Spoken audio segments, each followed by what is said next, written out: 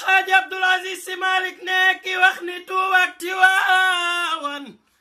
Dabax Malik ne ki wax ni Tuuba ak Tiwaawan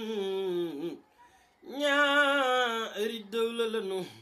fii dawlatin tawarul wallahi kooku xamul na ngeen ko wax mu noppi moo di la gën tam xam ni Fadlal Ali moom sa loxoom la néewul na wax ba dee loolu muy bañ yàlla def na ko teel yàlla def na la muy def xabla za ca azal ñii seen dawla jiitu na tey loo bañ bañit du fi jóg waxal ba xotteeku yaamal óolu yaa xëttu xol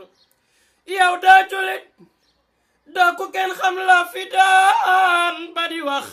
su bàyyiwul li nga nekke bur bi yàllaay ki lay toroxal Tuubaa Tiwaawan ñeseen jaabal Canaba kazaaka Laayeen wa Njaasaan kum si rek teralal Seydi Haaji Abdoulaye Si Malik ne war naa la yoon bi bu wér yow léegi nag fagarul te wut ku baax ku la doy si gaañu jox ko soxol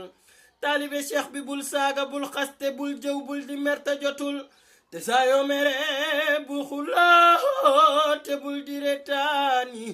joxal shariatu shartam jox haqiqatu aqam tariqa cheikh bi